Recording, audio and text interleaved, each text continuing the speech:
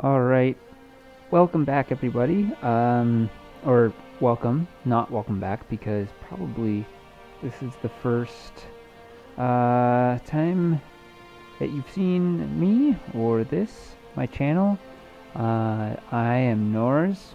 I am the player, the DM, the GM, the host, and I play solo role-playing games a lot. Today I'm going to be starting a new series of Colossal, which is a solo RPG adventure. It was made for solo play, and it is not, what's the word? It is not an afterthought. The creator is great. I've played it a little bit, but I haven't played it in this format, so I don't know what it's going to be like talking through all my actions rather than writing things down. It'll be cool. And unlike most TTRPGs, even solo RPGs, this game doesn't use dice. It only uses a deck of cards, just a normal deck of playing cards, and that's it. There's no dice. There's nothing. There are some supplements that you can buy, like cards and things like that are sort of nice and thematic. But I'm going to be playing completely on the computer. This is sort of more of a journaling game than it is a TTRPG, but that's okay. I'm going to use it as a video journaling game, which I think will be a lot of fun and hopefully tell a good story. So today I'm just going to be doing some character creation, and then maybe we'll set the scene a little bit and go from there. I'm not really sure. So Colossal, a solo TTRPG or solo RPG. The creator of this, Nick Angel, he does all the art, and he's a comic artist as well. And so, yeah, it's pretty cool that he does all this himself. So this is just sort of the gameplay basics. I'm not going to get into that because I know how to play this game. This also, the world of Colossal is a specific world made for the game, which is the best way to play it. It's really, you can try to adapt it, but I wouldn't recommend it. It's very unique. It has these weird sort of castle creatures. That's why it's called Colossal-ish. But it also all takes place inside like a big room. A room so big that it has mountains and oceans and all types of cool stuff. So we're going to go through character creation. So you start with your calling, your nature, a class, and a weapon. I sort of have an idea of who I want to make, but there are going to be some, we'll draw cards to generate some of this stuff as well.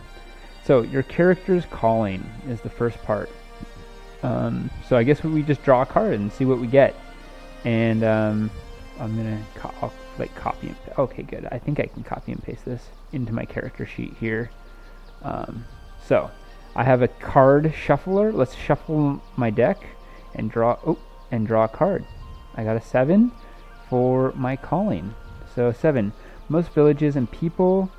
Here, let's zoom in a little bit. Oh, that's so much better. Maybe I could even go one more. Yeah, that's pretty good. Most villages and people living in the Colossal have a passive opinion about the Rooks. They are simply wildlife and rarely seen, nothing to be worried about. But not your village. Your village has hated all Rooks ever since one plowed right through the center of your homes, killing loved ones and disappearing into the night. Which is why your secret friendship with a very unusual Rook would not go down well with the villagers if they ever were to discover it. You meet your friend in a nearby forest as often as you can. It doesn't talk, but it doesn't attack. It's not like other Rooks, but you don't know why. One day, when you pay it a visit, it is gone from its usual place, and there are signals of a scuffle and a trail leading off into the distance. You have to go and find it. Okay, so this is sort of like why I'm going on this adventure. So I'm gonna see. I wonder if I can copy and paste this into here. I might sort of doubt it, which would be a bummer. Calling. Oh wow, yeah, I can. That's actually super handy. It is, unfortunately. Can I move this around? Okay, let's see. Can I edit it? Yeah. Okay, I'm gonna do this in a second. All right, nice. I just formatted it so it just fit in there real quick. All right, let's see what's next. I think my character's nature. Yeah. Oh no. If you've seen, okay, here we. Yeah, my nature. Okay, so it's in order. Okay, let's draw another card. Whoops, wrong button. Here we go. A king. King. Salt of the earth, common folk, finds it easy to talk with anyone. Okay. Let's just salt of the earth. Common folk. Sociable. Cool. Alright. And next, your character's class. So there's a few different classes here. This is just the core book. I'm just starting with the core book. I do have one of the expansions, and there's a second expansion as well. So there's 2 expansions right now, and then like some other things. But I'm just gonna play with the core rulebook for now, and then we'll see as I go and see if we expand on that a little bit. So exploration, combat. I think I'm gonna do this one, the helmed. But I'm gonna actually sort of, the helmed is like wizards. They're very powerful in combat, but not so good in exploration. There's only 2 stats in this whole game. It's very narrative driven and very not about stats and getting stuck on. It doesn't want you to get stuck on like the statistics and the rolls and the mechanics of it. It really wants to be free flowing. Creating your character. To create your helmed character, have a look at the prompts below and use some of them to inform your character and why they are heading out in search. Has your character always had an understanding of Rooks since they were young? Well, I don't know. And if so, how did they first discover that? Yeah, okay. Oh no. Oh man. One sec. My pencil broke. Does your character respect the Rooks or simply see them as a source of scrap to tinker with? Is your character more comfortable in their... Well, I'm friends with a Rook, so I know that. I'm like buddies with a Rook that's gone missing. Is your character driven to understand the mechanism and technology of the Rooks? I think I'm driven to understand them, my character. But I don't think I'm that interested in like the technology. Although I think that's it. I think like maybe since my village has always hated Rooks, and helmed/armored.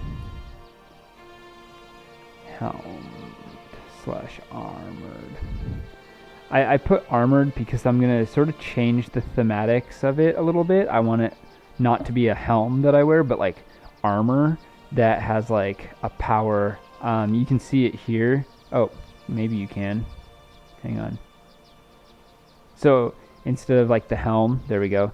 It's like this armor that has like a flame like right here, and that's where I gain my like sort of Aldurom is my character's name. I like the idea that I'm the Baron room. I'm from the Barrens, these like mountains, which seems sort of cool. And helmed, armored. I'll put my name in here. Aldurom. Not Alduron. This isn't Star Wars. Okay, let's just move this up to there. There we go. And I could, let's see here. So yeah, in the, I think in here it's like, I'll type in something about adventure notes. So father, held fast, father named, my father named Ale Fast tried to take Rooks apart and figure out how to use their pieces. He sees them as mindless animals. One killed my actually my older brother. There we go.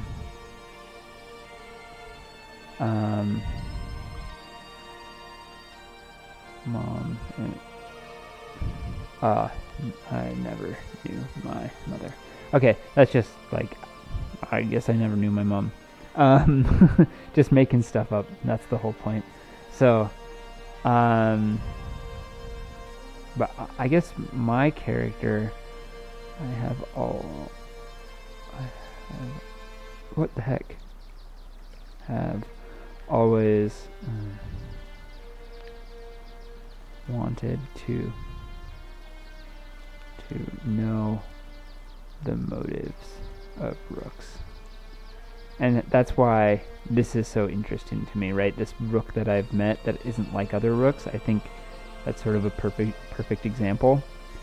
Alright, so let's scroll down some more. Magic. Magic is a power unique to the Rooks and comes from stones bonded in ancient circuitry known as Rook stones. Yeah, cool. With the bodies, it comes in 3 varieties: electric, rumble, and ice. Oh, interesting. How did I get the fire one then? Who knows? I'm just gonna say that it's like connected somehow. Like my dad figured out how to make a fire one. That's fine. Exploration rules. Exploring the lands of the Colossal involves a deck of ordinary playing cards. To realize what your character sees and encounters, you draw a number of cards equal to your character's. Yeah. Oh yeah, okay. And then there's all the different sort of events depending on what you're doing. Yeah, okay. Hang on, I'm gonna read over these real quick and then we'll see. Alright, so just for those of you who don't know how to play, this is the exploration phase and is how every chapter of your adventure starts. The color, suit, and number of the cards you have drawn dictate what you have discovered, but it is up to you how you link these elements together into a story of a mythic adventure. You could see each exploration phase as a day of your adventure or longer if it suits your story and your journal. Okay. As you continue through exploration and combat phases, just keep drawing cards. If you draw 2 of the same card, you can decide whether to draw a new card in place of the duplicate or encounter 2 of the same thing. Consult the table in the next page to see the prompts for various exploration cards. Okay? And then here's the combat and ocean encounters, which is cool. Weather, cities of Colossal, building a city. That's one of the most fun things. I wonder if... Oh, no. Oh, shoot. I can't like turn these at all. That's sort of a shame. On this little, I mean, it's just a website with cards that I can draw. That's okay. I'll make it work.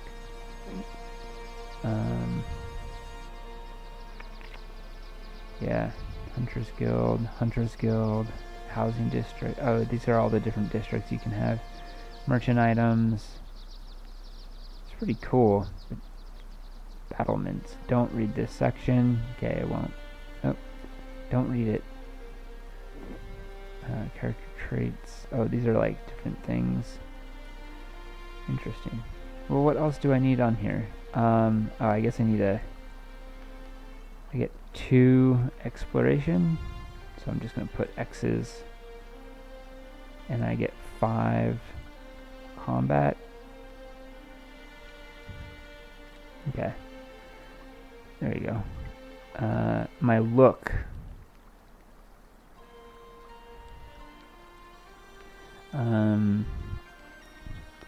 Aldurom is a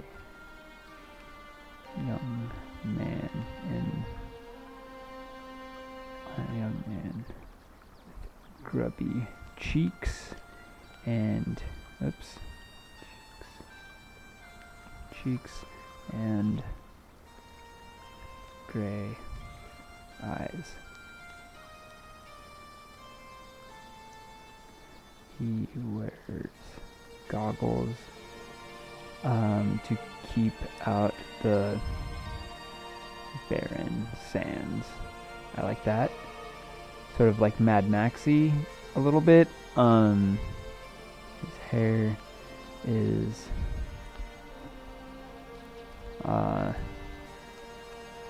curly, but he cuts it so short you wouldn't know. He's about 5'7".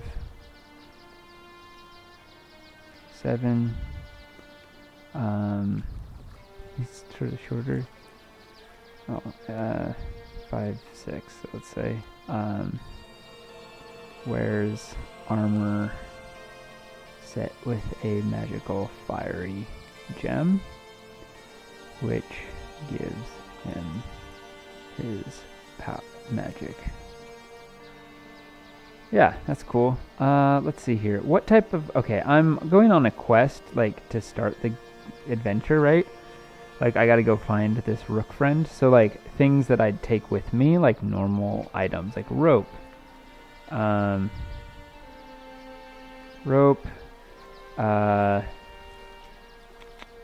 Torch, bedroll.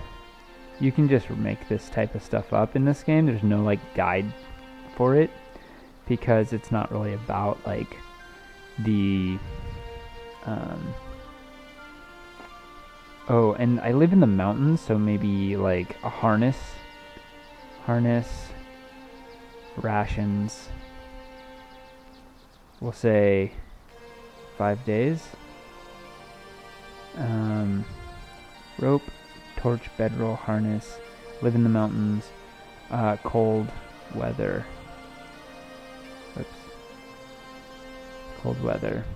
weather clothes. Okay. Do I have any, like, a weapon of any kind? Like, what would I... Ooh, maybe like a not a hammer. I mean, I guess I have my magic. I guess that is my weapon, so I don't think I really need to worry about that. Yeah. Okay. Alright. Well, I don't have any treasure. I have little adventure notes about my past. I have my calling. So I think that's sort of it. It's pretty simple and straightforward. Oh, this is just the map. Creating rooks. All types of stuff, man. This is crazy. I love this. This is such a great example of a rook and, like, the inner workings. Like, you can get inside one, and then there's, like, all these traps and things, and how crazy. Super cool. But there's no, like, brain, right? Like, we don't know how. They're like these big machines. Journal example, and okay, cool. Note your exploration, combat. Okay, wounds, losing, this and that. We don't have to worry about that yet. Cool. Well, let's take a gander and see if we can actually play this game and see how it works and if it flows as well as we're hoping for. Don't have a ton of information about how we begin the game, right? It doesn't give us that type of information. All right. Oh my gosh, my cat just jumped on me. Oof, that scared me. Sometimes he doesn't make it, and then like he bonks himself, and then he claws me, and it's not great. This is Wellington, my cat. Come on. Yeah. I love him. He's my best friend. I decided to go get a deck of cards. It would just make it more fun to draw proper cards. So, yeah. Let's give it a shot. I took the jokers out. The jokers are not part of the game. I know I drew a couple cards for my calling and things like that, but I'm not going to look through it to find that. We're just going to see what we get here. So, 1 second. Alright, so I was thinking about it and I was like, okay, what is special? Oh!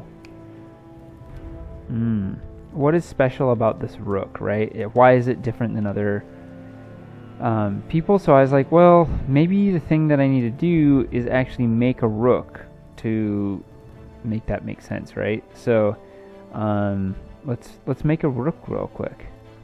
Let's make a rook real quick.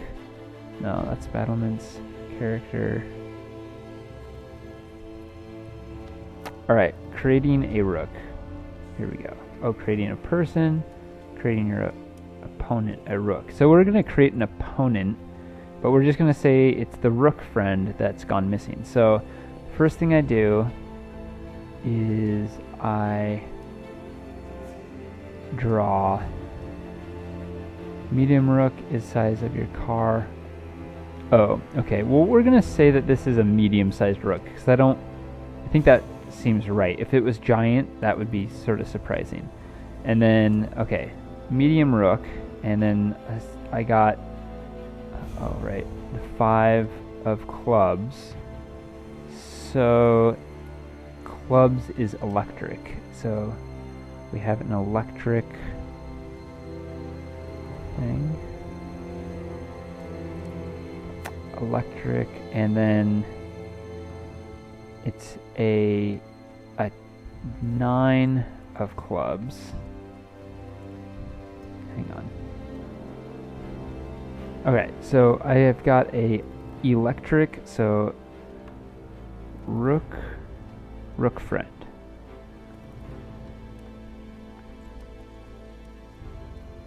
Electric, medium, and attack.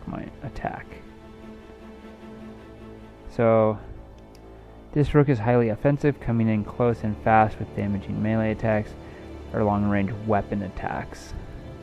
Oh, interesting. So say is it melee or ranged weapon? We'll say red is melee, black is ranged. So that, I don't have red cards, but that's diamond, so that would have been red. It's green instead. So it is melee.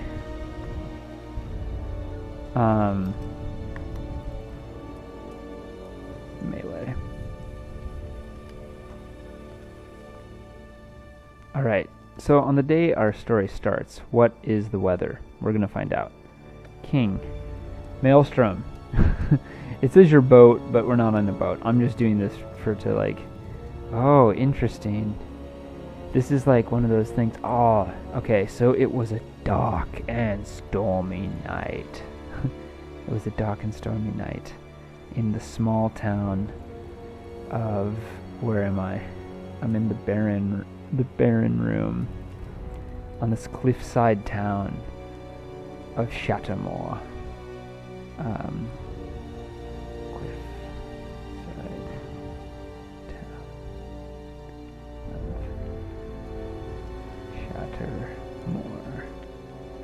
but it's like Mour, Shattermore. And there's this horrible maelstrom, gale, assailing the mountaintops. And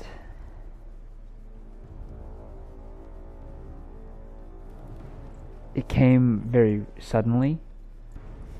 It was cloudy and windy, but it wasn't storming yet. And Aldurom had gone out to meet his Rook friend. He calls his Rook friend Barley, even though Barley never responds verbally. It can't talk. And I imagine that Barley, being a rook from the mountains, its hands are both like basically like pickaxes that can are oscillating pickaxes or hammers that can basically get into but it's electric.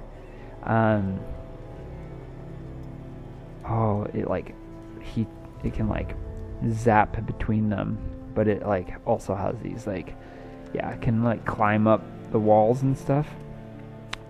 And how many years has Aldurom been meeting this rook? For 10 years. I drew a 10. So 10 years. I know it's all backwards when I show you cards, but it is what it is. So for 10 years, and this rook always comes. Maybe that's the thing, is during these storms, Barley climbs to the top, the highest peak, and then is hit by lightning and gets its power that way. And it seems to sort of feed on the lightning that comes from the sky and becomes supercharged. And Aldurom knows that this is the case, right? Wellington. Aldurom knows that Barley goes up to the highest peak. Aldurom's a good climber. I don't imagine there being much snow in these mountains. I think for the most part, these mountains are very desert mountains. Even high up, it's too warm during the day, so sometimes they get snow, but then it melts right away and just wets everything.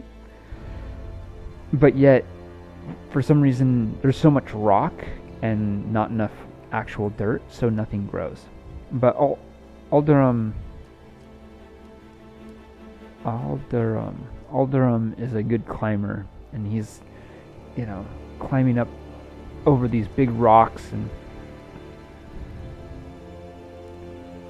excuse me, I needed to cough.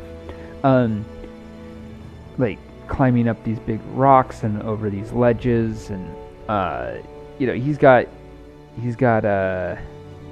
what did I say he had? Rope, torch, maybe some torches, pitons. I don't know.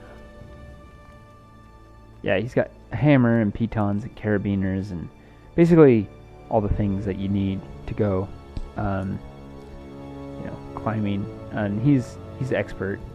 He climbs up to the top of this. Yeah, to the top of this thing. And what is it? One day when you pay it a visit, it is gone from its usual place, and there are signs of a scuffle and a trail leading off into the distance. You have to go find it. Okay, so I was thinking about what I find, or what Aldurom finds up here, and I realized I made this this focus table with cards in mind, so I might as well use it. I've got some.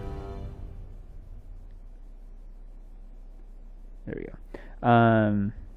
So let's see. So like, what are the signs of the struggle that took place? Do I find here?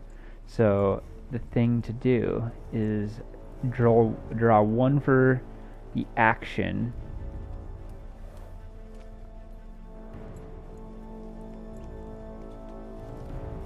Action. Okay, focus. So you can put a couple of them together. Let's just try one. Oh. Await. It's heart. Suppress. Which one's heart? Suppress ability. Oh, interesting.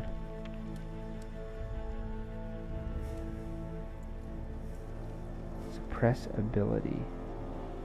One sec, I gotta think of this. Oh, I know. Okay. So, Aldurom climbs to the top of this like sort of plateau peak, like a peak that's really high, but then it's got like a bit of a flat space to it, right? It's pretty pointy though. There's not a lot of room, maybe a room enough for like 10 people, and there's no barley. Barley's not there, and instead he sees a collection of like grappling hooks that scale down the other side of the mountain or of the peak, and with ropes trailing down. Like grappling hooks are like caught in the stone ground. He looks down and examines them. They're iron, fine make, and the ropes trail down. So he sees that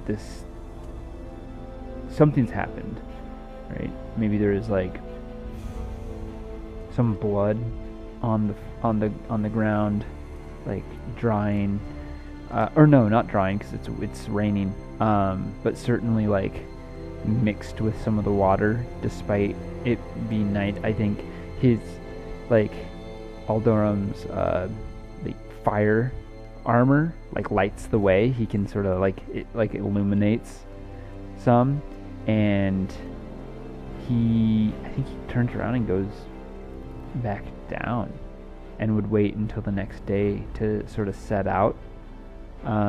He talks with his father and says that he needs to go away. He needs to go to a different town. Like, next morning, he says, I broke some of my carabiners. No, they need to get food. He needs to go to like the other town to get provisions, and whatnot. And he'll be back soon. Does that make sense? I don't think that makes sense actually. There's not a lot of people that live in Shattermore.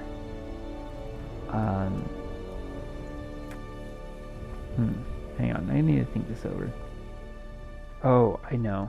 Okay, Aldurom at the top of the mountain, he like coils up, brings up some of the rope, and he sees that he's like trying to tell who the rope maker is, or like sort of get a sense of where it was made, because rope, they live in the barren room. There's not a lot of like fibrous plants around to be like to craft rope.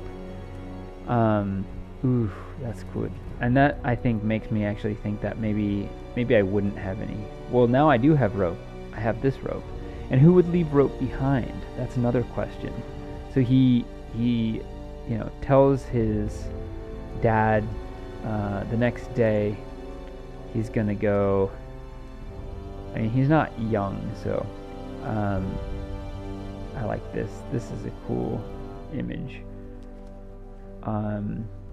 He's gonna go to another, like the neighboring town, and he's just gonna tell him like, yeah, Dad, this somebody left this rope. It's just very nice, and I'm surprised someone would leave it behind, and perhaps I can return it to them. I found it up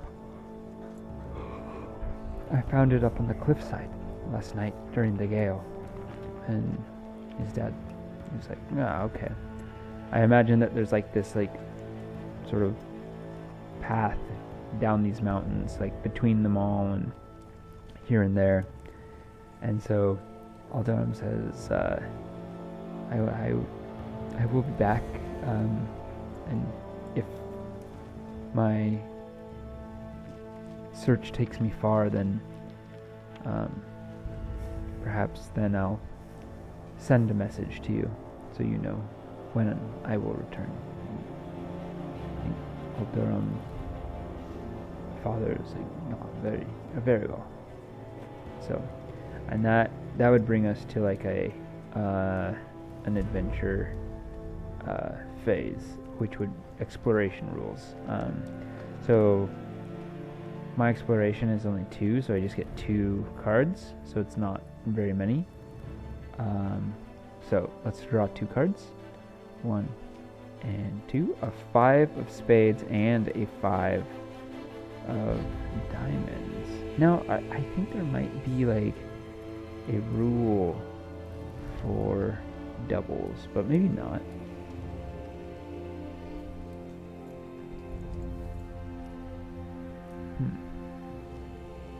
No, it doesn't look like there's anything to do with that.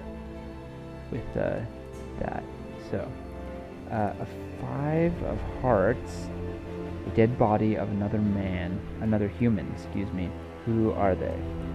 What are they wearing? Either draw a card from the item table to see if they have something on their person, or draw from the event table to see if the situation develops. And so I get to decide how these interact, these 2 cards. And that was that's the diamond. So something's off. Oh, that's not great. And 5 of spades, functional, a great strange mechanism that seems to operate something in the colossal. Pipes, gear wheels, and levers. It seems oversized, but you think you can operate it. If damaged, maybe you need to find something to repair it. Oh man. Oh, well, I think this sort of is connecting pretty easily in my brain right now. So on my way down, I imagine that Shattermore is sort of on this cliffside, and he has to like sort of go down this like very thin road, sort of into the valleys between these 2 places, and he comes across this machine, a great strange mechanism that seems to operate something in the colossal. It seems to operate something in the colossal.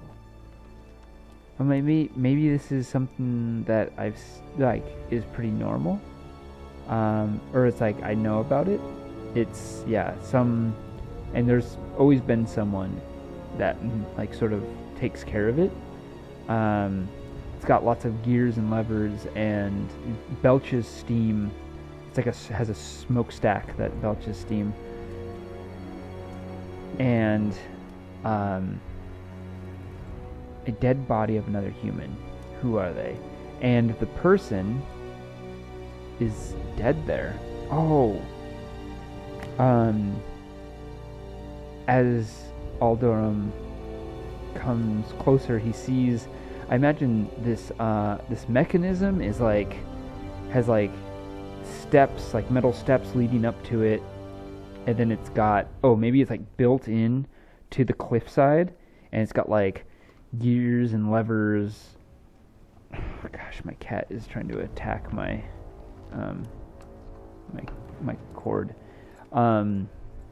It's got like pipes like coming out of the mountain and then back into it, and then like there's like smokestacks coming out that like belch steam, and there's like some gangways like that lead up from the stairs back and forth, and as like usually the gangway sort of hangs over the road and the road goes underneath it, and no one really knows what this mechanism does, but the person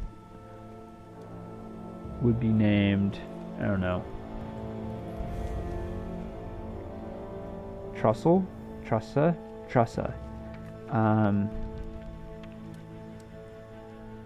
his hometown, and Trussa, mech, and his operator. No one knows what Trussa did, but I imagine as I don't remember my character's name all of a sudden, as Aldurom is walking underneath this like gangway, right? It's like the type of sort of metal grating that is like a floor and stairs. There's like something dripping down from it, and it's like Trussa's blood. And Aldurom goes back and goes up the stairs and takes a look at this person's body. Now it said here a dead body, so I can either draw on the item table to see if they have something on their person, or draw from the event table to see if the situation develops.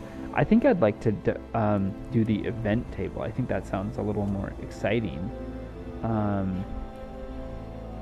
Where's the event table? I'll go find it. Alright, here's the event table. So I'm going to draw.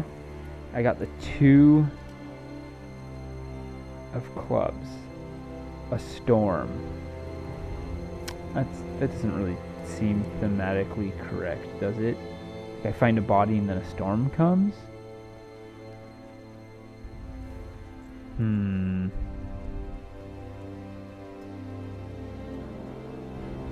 Yeah.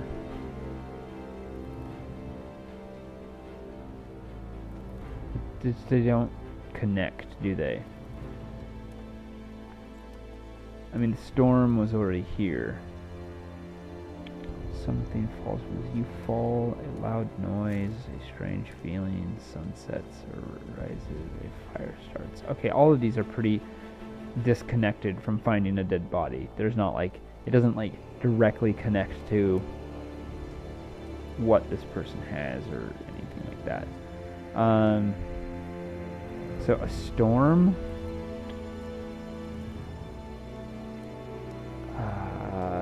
Let's see. I gotta think on this. Well, I think it's clear once I see this person and examine Trussa's body that they've been murdered.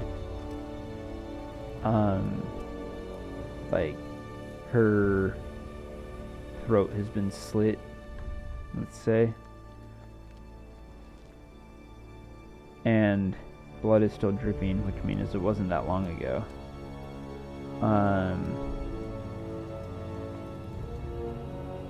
And as I'm looking at this, her body sort of go through her pockets. It doesn't seem like she has anything on her, which seems strange. So I think I'd assume,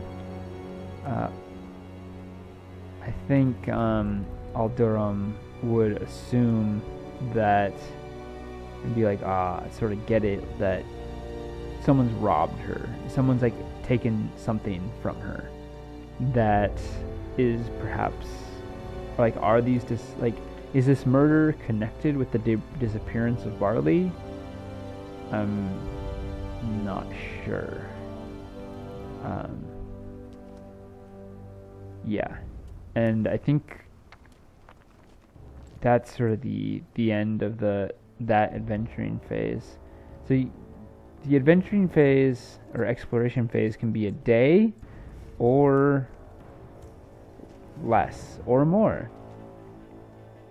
Oh, if you draw 2 of the same card, you can decide whether to draw a new card in this place. Oh, okay. So this or that. Okay. I'm going to discard these because I think I've sort of resolved that. And as he's looking at it, I think it begins to rain. There's your storm. I'll draw 2 more cards and see what we get. Okay. So an 8 of diamond. Event. You come across a small settlement, maybe a farming village. The buildings are all wooden and skins, like most small settlements. If it is safe, draw an item card to see what can be found there. Oh, this is the other town. Yeah, I've made it. Otherwise, draw an event card. Okay. And I have a massive rook with a king. Okay. Well, I'm going to have to make the rook. So, and then we'll figure that out. So, rook. Massive. That's great. And so I need to draw an event card, but let's make the rook first. Okay, so first things first. It's a massive rook, and it is diamond ice. Ooh, shoot. So it's an ice rook. And body type, jack. Defense. Defense. And this type is more defensive. Maybe it huddles tight with its thick stone hide or blocks attacks with a huge shield. The body type dictates the shape and look of the rook. The kind of attack it would use if it does a physical attack. See fighting, and also a kind of arm you would get as a reward for defeating it. Okay. Creating your opponent continued.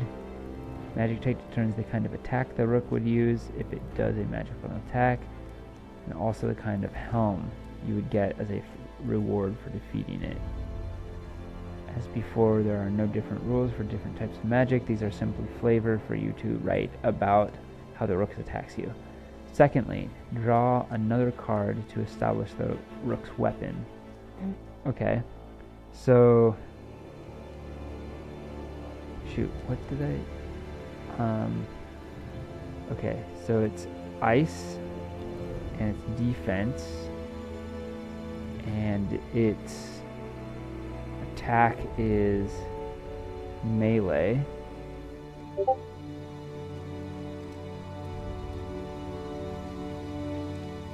And I think I'll only, yeah, I guess, and its reward is club, an arm.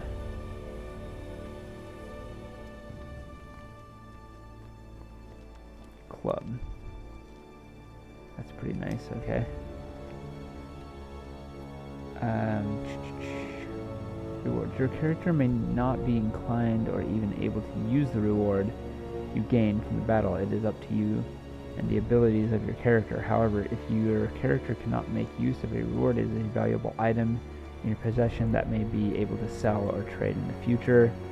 There is, of course, a chance your character might die. It's completely up to you what you do at this point. If you wish to keep adventuring in the Colostle, you could create a new character, perhaps They find the journal of your previous character and add their own entries to the book. Or maybe you pass your journal on to a friend for them to add entries to the journal about the adventures of their character. Okay.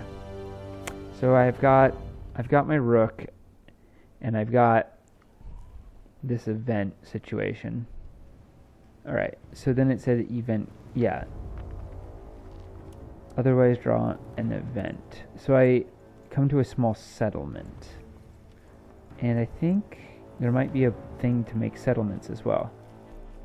Okay, I did not need to build the town because it's just a small town. It's not a city. Cities are what you build. So I do need to take an event though. So event card. Here we go. 4. You fall. How is that? Okay.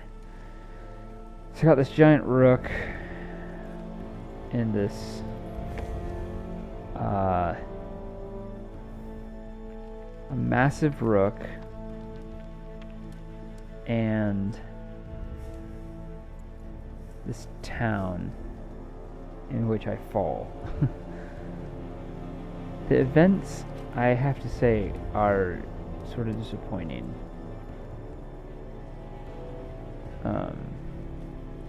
Because they're not really events. They're just like things that happen. You come across a small settlement, maybe familiar, a farming village. The buildings are all wooden and skins like most settlements. If it is safe, draw an item card to see what can be found there. Otherwise, draw an event card. I'm a little nonplussed. Well, I mean, I made it to the village that I was looking for, but I think I do need to sort of draw a couple cards just to see like what is there in this town. The town of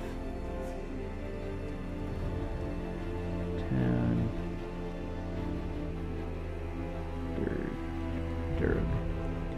It's called Durg. Town Durg. Let's just go down to the town, or building a city, and we're just gonna say maybe draw 3 cards and compare them and put them into to make a city. Twist. Oh, locations.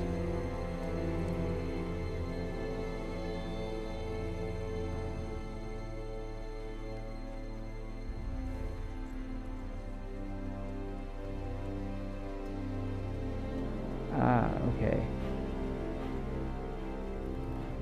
Interesting. Okay, that's the Hunter's Guild. But city building prompts. Okay. Let's just draw 3. Usually you start. Actually, let's just draw 2. So I've got what? Oh. House for sale. Wait. Hunter. Oh, that's weird. There's no 10. There's 9, and that's it. Okay, one sec. Alright, so there's a weaponsmith, a tough person covered in oil and rumble powder, working in a hot and smoky forge. They take rook weapons and adapt and upgrade them for hunters. For 1 to 2, okay. So shoot.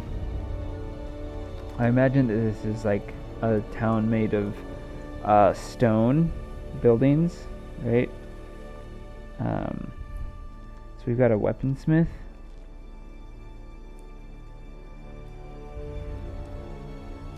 And super confused about the fact that there's no 10 on this table. And there's no housing district, merchant, tavern. Oh, 10. Search through your deck and find it a 10. And any other suit color. These correspond to the amenities below. Oh, 10 is the housing district. Oh yeah, so it's just like a housing, just a house, like a house, and there's an armor, and like there's like maybe some like general store and things like that. But the armor is really the claim to fame here. I think it's starting to really rain, and Aldurom begins, like, knocks on the door of the weaponsmith, whose name is Psychus. Weaponsmith Psychus.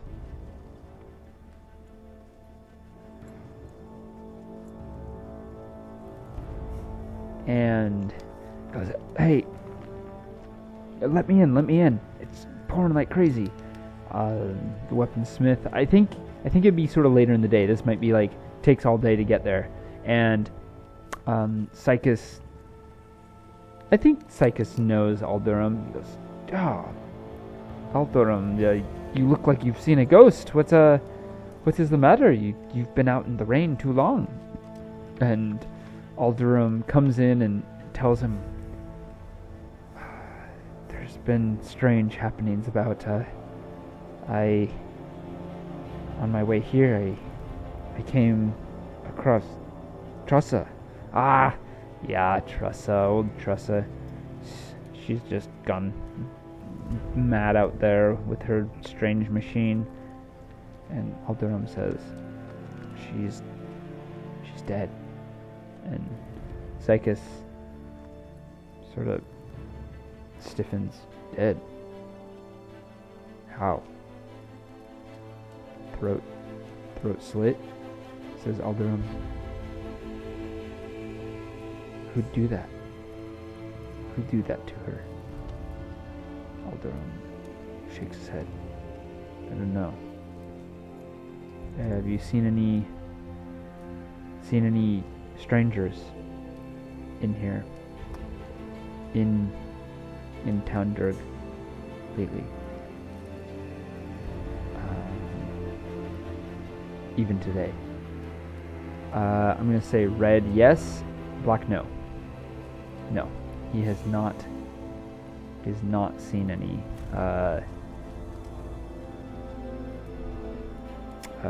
Psychus shakes his head. "No, not seen anybody new.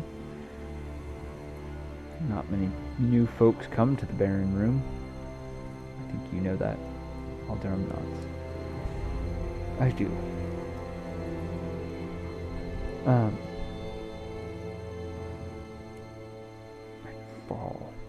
fall. That's the event. You fall." I mean,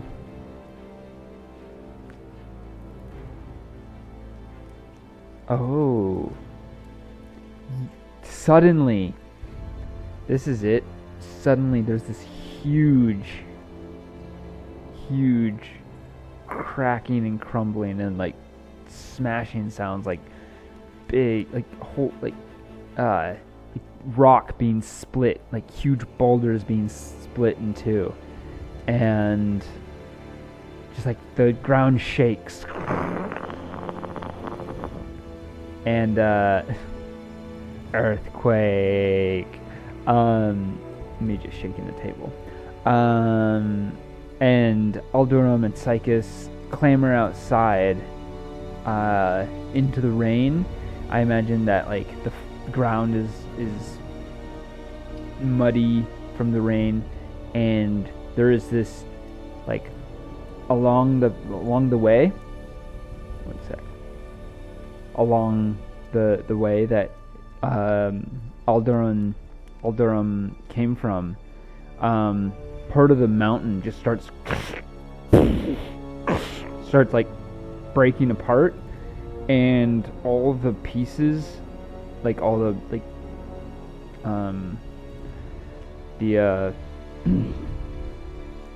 like tubes and the vents and everything break apart off the mountain, like the mechanism that Trussa maintained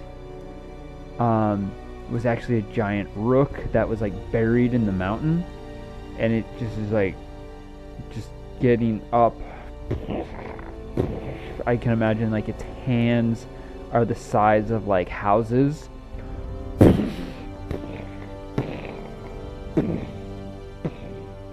As it sort of climbs on, and maybe that's what Tressa was doing, was keeping this thing asleep, but not sure if anyone else knows that. And I imagine that, okay, what was the, it's massive, it's ice, defense, melee. I imagine that it has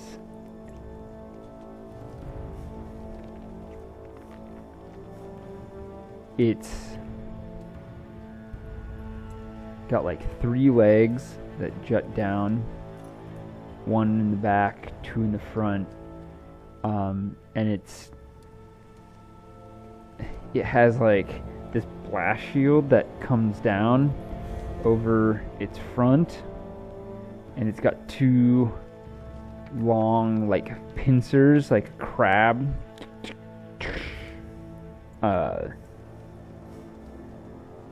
Pincer arms? I get its arms. Why would it be like a crab? I can't take its arms.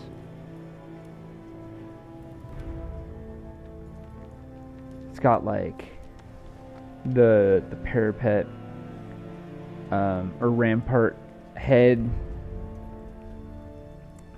and I don't know. Does it attack?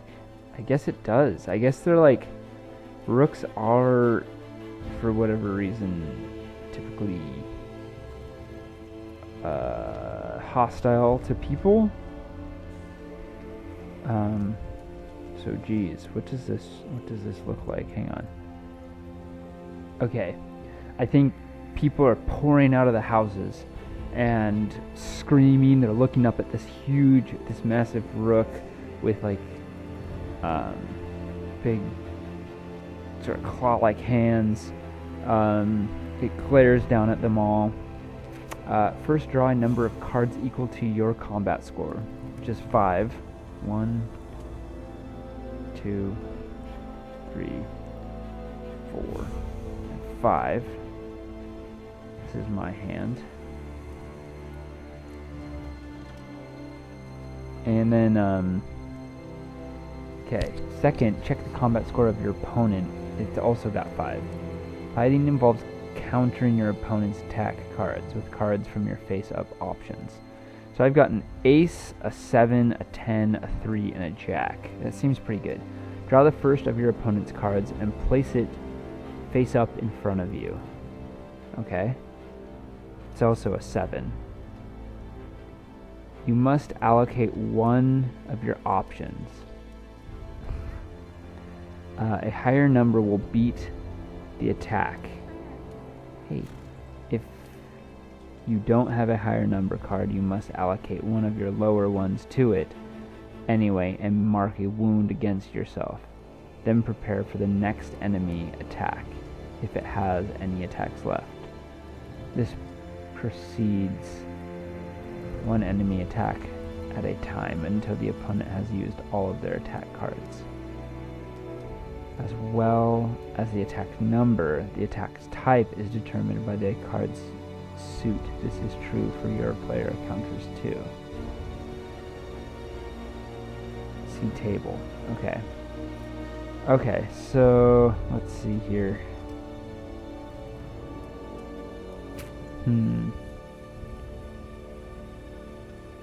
So this is a unarmed attack because I drew a 7 of spades. I could counter it with my creative attack. An opportunity for you to come up with something a little different. Maybe an attack combines weaponry and magic to create an electric sword, or perhaps you throw an item or kick sand to blind your opponent. Attack types are there for flavor, to create a choreography in your battles. The only thing that matters from a gameplay perspective is the number on the card to determine if you win or lose that. So I could win it automatically.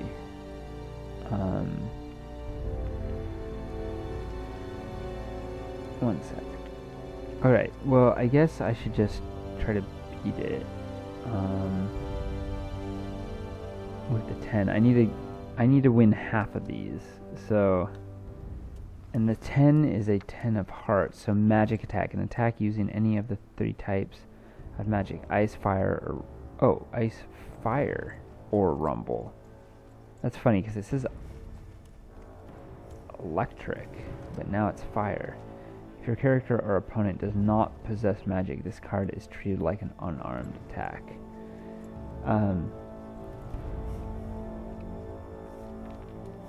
Okay, so the narrative goes... Yeah, this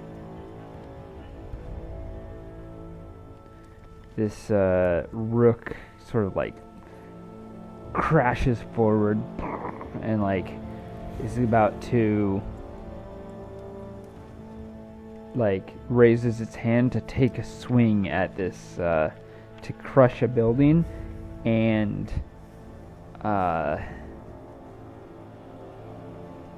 Aldurom sort of just releases some of his magical energy from his chest, his armor, and just releases some of the magical fire from his armor. And I like it, this idea of it's like slamming down, and he has his hammer for putting in pitons, and he grabs up his hammer and like uses the fire to like imbue the hammer, and he like stands in the way of this thing's hand, and it's this giant hand comes down on the magic, and it's just like and sort of like Gandalf with the Balrog, and he blocks it. The Rook pulls its hand back, and it's just like and winds up to attack again. So I win this one, and it brings out a king. Shoot. So its second attack is gonna beat mine because I don't have anything to beat that. So I'll allocate this. The King of Diamonds. Creative attack. So it...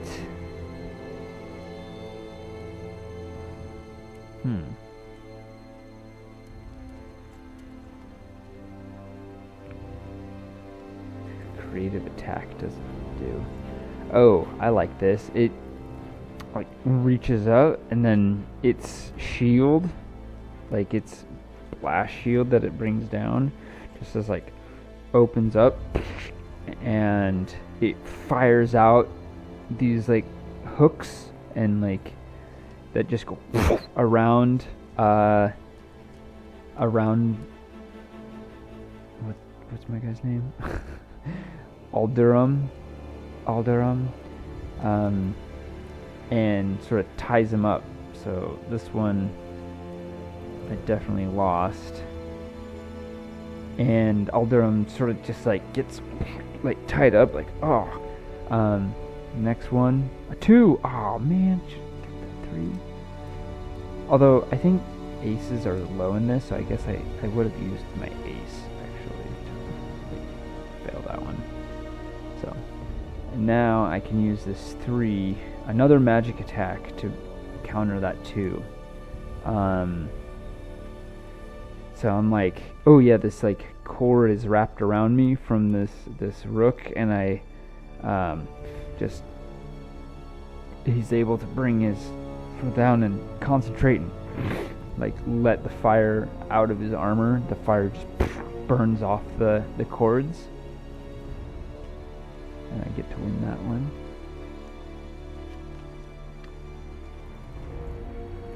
So I've won 2 of 5.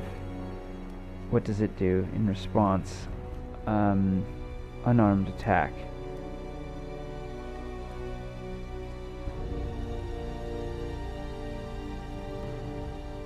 So I guess I sort of win, but I don't imagine that I've actually defeated it or whatnot, or um,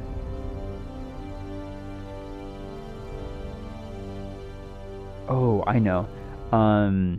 Seeing that this thing has like tubes and cords, not cords, but like pipes, and like it's belching out of those like smokestacks, like the steam and things like that. Um, it never did any fire damage, unfortunately. Um, let me see. Let me just see winning real quick.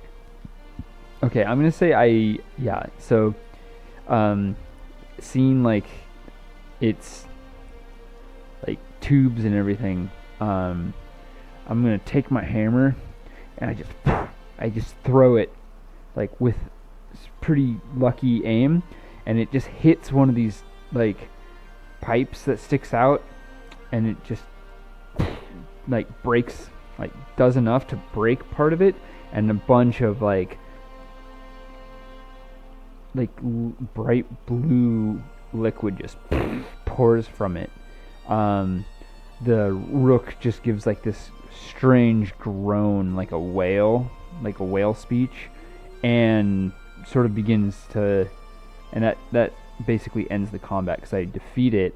But I'm just gonna say, instead of like killing it or being able to harvest its thing, harvest its reward, it just sort of lumbers away, like crashing through and over the mountaintops, just sort of not able to get control of itself. It's sort of like Aldurom, like what's the word? Disabled it somehow. And okay, so how do I take wounds in combat? Winning. Oh, critical hits. I totally forgot about critical hits. At the end of combat, you must count up the number.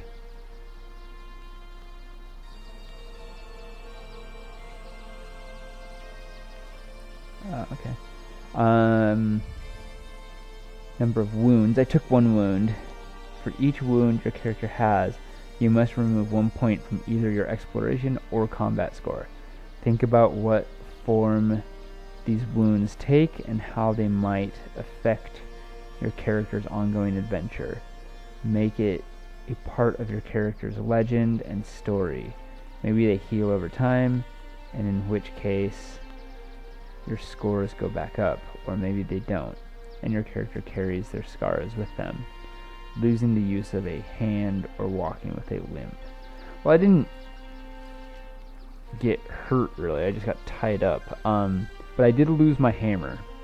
So I think taking away one of these like that, and then taking away, like, my hammer like flew into the mountains and is gone. So I lost a hammer, is what I'd say. Yeah, I think that checks out. Interesting, strange, sort of a strange system. I'm not sure.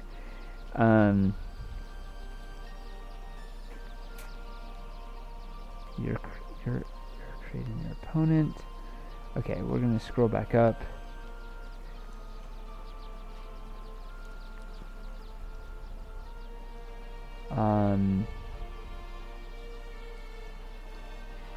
As the rook like crashes away, sort of like it becomes more like frantic and smashing like building, or not buildings, like the peaks apart, and sort of like goes off, and people are sort of like all just sort of taken aback and fearful, and they're like, all of them just are like, I didn't know Trussa was actually doing anything. And then oh, I wonder if Trussa's okay, you know. It's only Sychus and Aldurom who really know what's happened to Trussa, and Sychus invites Aldurom back inside, and he's like, "We need to talk." And they sort of realize, they're like, whoever killed Trussa probably knew that Rook was there in the mountain, and they wanted it to be woken up. And Trussa perhaps was the one keeping it asleep. Aldurom is like, well, what if they're trying to awake many Rooks within these mountains? Perhaps there are more like this. And Psychus is like, someone should warn the Baron Lord. Ooh, I like that. Let's put this down in my notes. Quest. Warn the Baron Lord about the mountain Rooks. That's cool. That's my next quest.